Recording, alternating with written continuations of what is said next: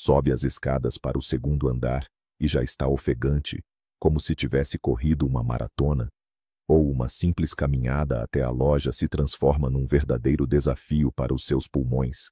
Sensação familiar, não é mesmo? E imediatamente surge aquela pergunta preocupante na sua cabeça. Será apenas cansaço ou um sinal de alerta do coração? Ou talvez os pulmões estejam a pedir socorro? Hoje, nós vamos nos transformar em verdadeiros detetives e desvendar este caso complexo. Vamos aprender a distinguir a dispneia cardíaca da pulmonar pelos primeiros e mais simples sinais. Eu prometo que, ao final deste vídeo, você entenderá melhor os sinais do seu corpo e talvez descubra uma causa da qual nem sequer suspeitava. Então, vamos começar pelo básico. O que é dispneia, em palavras simples? Não é uma doença, mas um sintoma. É a sensação de que lhe falta ar. Por alguma razão, o seu corpo precisa de oxigênio, mas não o está a receber em quantidade suficiente. E o corpo dispara um alarme, fazendo-o respirar mais rápido e profundamente. A nossa tarefa é entender em que etapa do sistema de entrega de oxigênio ocorreu a falha. O nosso primeiro suspeito neste caso é o coração. Vamos imaginá-lo como uma bomba, poderosa e incansável. A sua função é bombear o sangue por todo o organismo. Mas o que acontece se esta bomba começa a falhar e perde a sua força? O sangue estagna, especialmente nos vasos que levam o sangue dos pulmões ao coração. Cria-se uma espécie de engarrafamento. Devido a essa pressão, a parte líquida do sangue começa a vazar diretamente para o tecido pulmonar. Os pulmões ficam como que inundados e torna-se difícil respirar. E é aqui que surgem as primeiras pistas. Uma assinatura característica de problemas cardíacos são os edemas, especialmente nas pernas, que pioram ao fim do dia. Porque justamente ali, para um coração enfraquecido, é difícil bombear o sangue para cima, contra a força da gravidade. O líquido acumula-se no ponto mais baixo, nos tornozelos e pés. Um sinal clássico são as marcas profundas das meias que demoram a desaparecer. Esta é a primeira pista importante. A segunda pista está intimamente ligada à primeira. Se lhe for difícil respirar quando deitado, e você, por instinto, coloca uma segunda ou até uma terceira almofada debaixo da cabeça para dormir quase sentado, isso é um sinal de alerta muito sério. Na posição horizontal, o congestionamento pulmonar agrava-se e respirar torna-se ainda mais difícil. Este é um sinal muito característico da falta de ar de origem cardíaca. Outro sinal importante a que deve prestar atenção é a dor ou o desconforto no peito. Preste atenção às suas sensações enquanto caminha. Acompanha a falta de ar uma sensação de peso, aperto ou ardor bem atrás do externo. É importante entender que nem sempre se trata de uma dor aguda, daquelas que vemos nos filmes. Muitas vezes, as pessoas descrevem-na como a sensação de ter um tijolo sobre o peito, ou de que ele está a ser apertado por um aro apertado. Se este desconforto surge precisamente durante o esforço físico e diminui ou desaparece completamente assim que para e descansa, é um argumento muito forte a favor da hipótese cardíaca. Em seguida, preste atenção ao ritmo do seu motor. A falta de ar vem acompanhada de sensações estranhas. Por exemplo, a sensação de que o coração parou subitamente por um instante e depois deu um batimento forte, ou que ele começa a palpitar, como asas de borboleta dentro do peito. Ou talvez comece simplesmente a bater demasiado rápido e com muita força, de uma forma completamente desproporcional ao seu esforço. Estas irregularidades no funcionamento do coração, que os médicos chamam de arritmias, são mais uma pista importante. Quando a falta de ar e as alterações do ritmo cardíaco ocorrem juntas, isso é um indício muito claro de que o problema, muito provavelmente, reside no próprio motor, o coração. E aqui temos mais uma evidência, visível a olho nu. Aproxime-se do espelho, ou simplesmente olhe para as suas mãos depois de um esforço que lhe causou falta de ar. Nota um leve tom azulado ou arroxeado nos lábios. Ou talvez as suas unhas adquiriram um tom roxo arroxeado. Não é um truque de luz, nem apenas as mãos frias. Este sinal, que os médicos chamam de cianose, é um indício muito forte no nosso caso. Vamos entender por que isso acontece. O sangue rico em oxigênio tem uma cor vermelho vivo. Já o sangue que já entregou seu oxigênio aos tecidos torna-se escuro, quase azul. Quando o coração não consegue lidar com a demanda e funciona como uma bomba fraca, ele não consegue bombear o sangue eficientemente pelos pulmões, onde deveria ser recarregado de oxigênio. Como resultado, mais desse sangue descarregado, escuro, começa a circular pelo seu corpo. E os primeiros a mostrar isso são as áreas com pele fina e muitos capilares, lábios, pontas dos dedos e lóbulos das orelhas. Por isso, se a falta de ar anda de mãos dadas com essa mudança de cor, é um indício muito sério de que o sistema cardiovascular não está dando conta do recado. Agora, vamos direcionar nossa atenção para o suspeito número 2, os nossos pulmões. Eles têm uma assinatura completamente diferente, com seus próprios métodos e peculiaridades. Se o coração é uma bomba, os pulmões são um sistema complexo de filtros e vias aéreas. E, se o problema surge aqui, as pistas, ou evidências, serão bem diferentes. O principal sinal que quase sempre acompanha a falta de ar de origem pulmonar é a tosse. Preste atenção ao seu corpo. A sua falta de ar vem acompanhada de uma necessidade de tossir. Essa tosse pode apresentar características diversas. Às vezes, ela é seca, irritante, persistente, como se houvesse algo arranhando e obstruindo constantemente a garganta. Em outros casos, pelo contrário, ela é úmida, com expectoração de catarro. Essa tosse não é um acaso. É uma tentativa desesperada do seu corpo para limpar as vias aéreas. Talvez elas estejam estreitadas devido a uma inflamação, como na bronquite, ou obstruídas por muco espesso e pegajoso. O organismo, de forma reflexa, tenta expelir o obstáculo através do impulso da tosse. Portanto, se a sua falta de ar vem acompanhada de uma tosse persistente e incômoda, especialmente se ela se intensifica junto com a dificuldade de respirar, esse é um forte indicativo de que a raiz do problema reside justamente no sistema respiratório. Outro som característico que pode indicar problemas pulmonares é o chiado no peito. Preste atenção à sua respiração, especialmente ao expirar. Consegue ouvir não apenas o ruído normal do ar, mas sim roncos distintos, ou até mesmo um assobio agudo? Esta é uma pista muito importante. Imagine que está a esvaziar um balão, esticando o seu gargalo. Produz um som fino e sibilante. É mais ou menos o que acontece nas suas vias respiratórias.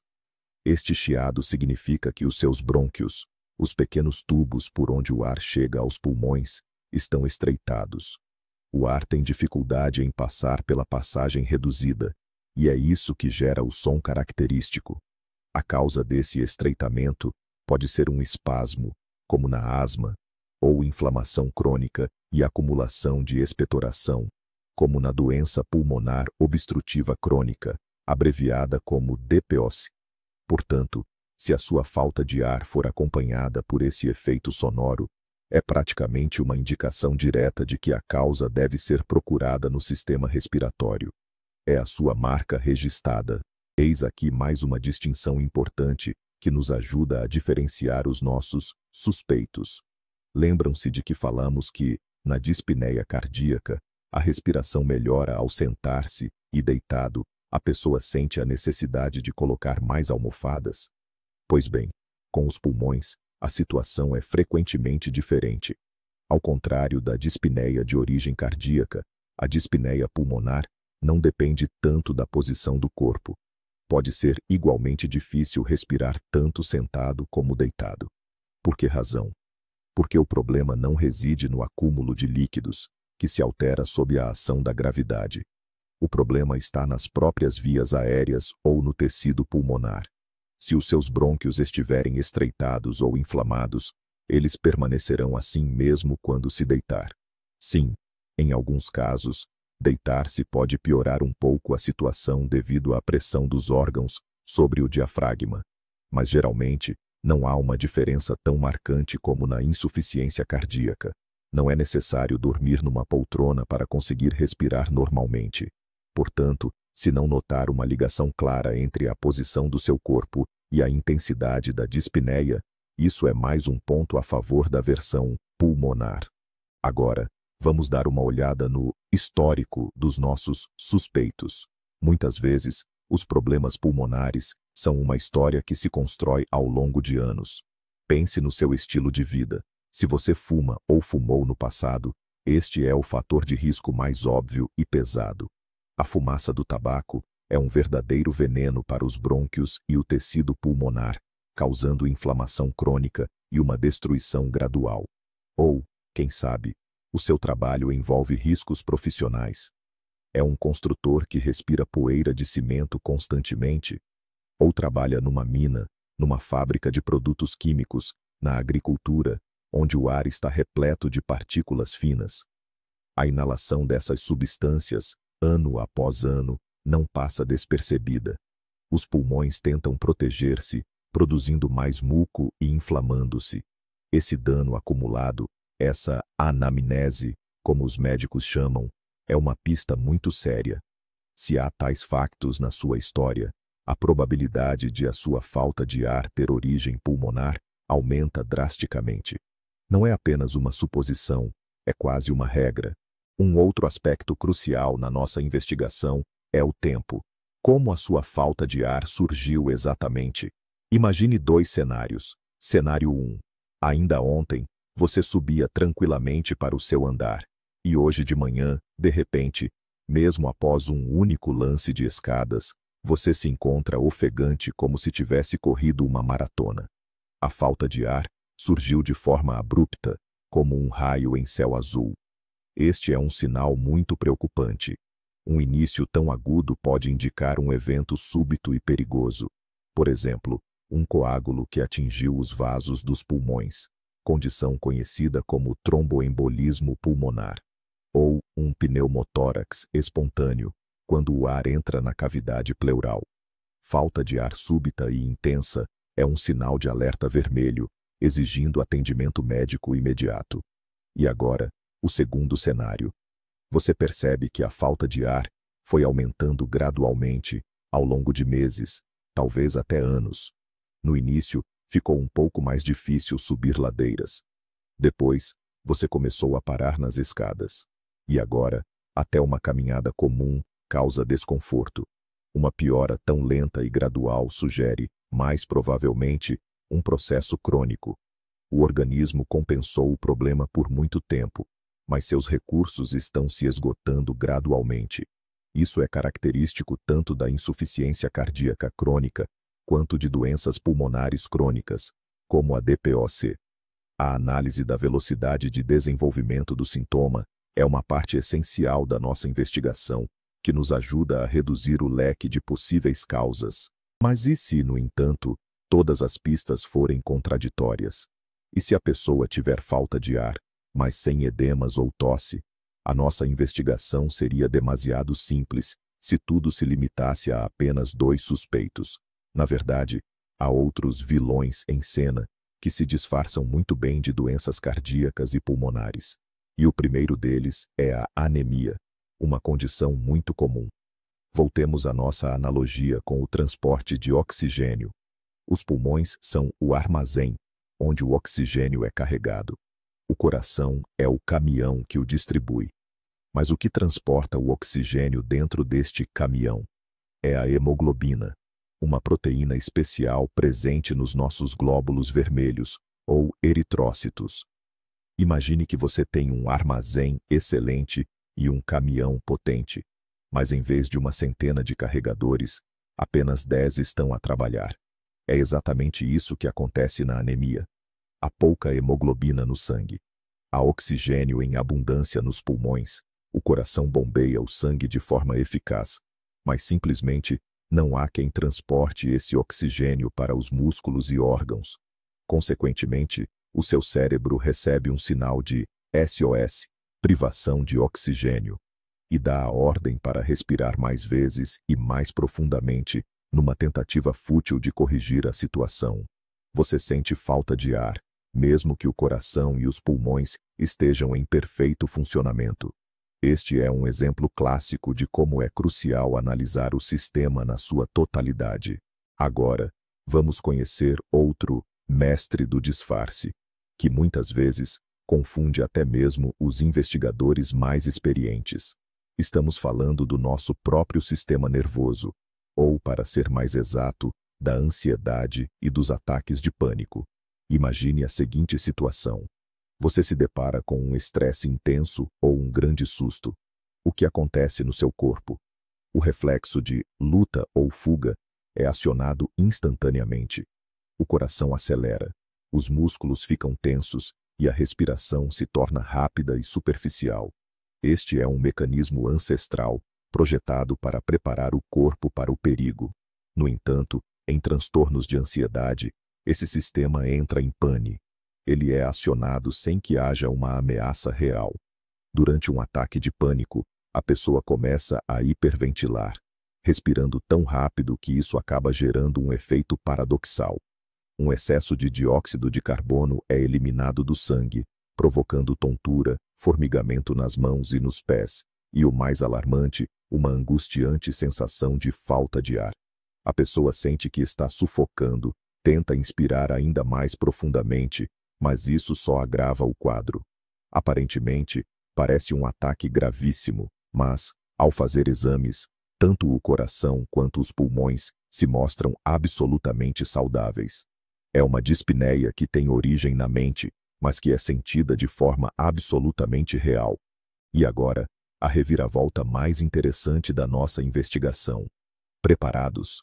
A verdade é que o erro mais comum que as pessoas cometem é tentar escolher entre o coração e os pulmões quando sentem falta de ar. Mas, na realidade, a causa da falta de ar, muitas vezes, não está em nenhum deles. É o terceiro suspeito de que falamos. A anemia ou problemas na tireoide podem mascarar-se na perfeição como uma insuficiência cardíaca. E a simples falta de condicionamento físico pode fazer com que você sinta falta de ar, como se tivesse asma. Mas por que é que isto é tão importante de saber? Porque, ao assustar-se com um possível infarte, a pessoa pode ignorar um baixo nível de hemoglobina, que é muito mais fácil de tratar. Ou, pelo contrário, pode atribuir tudo à sua má forma física, ignorando os primeiros sinais de uma doença pulmonar séria. A falta de ar não é uma escolha entre duas opções. É um sinal de um sistema complexo, e a falha pode ter ocorrido em qualquer fase, até mesmo na mais inesperada. Então, qual é a principal conclusão? A falta de ar ao caminhar é como aquela luz de aviso no painel do seu carro. Ela não diz o que está avariado, se é o motor ou os travões. Ela simplesmente grita: atenção, algo não está bem, é hora de ir à oficina. A sua tarefa é não ignorar este sinal, mas sim procurar um especialista o mais rapidamente possível para encontrar e resolver a verdadeira causa. Obrigado por terem assistido a este vídeo até ao fim. Espero que a nossa pequena investigação tenha sido útil para vocês. Se foi, deixem o vosso gosto e subscrevam o canal para não perderem as nossas próximas análises e informações úteis. E agora, uma pergunta para vocês. Já se depararam com falta de ar? E qual foi a causa, se não for segredo? Partilhem a vossa experiência nos comentários. Pode ser muito importante e útil para outros espectadores. Mantenham-se saudáveis.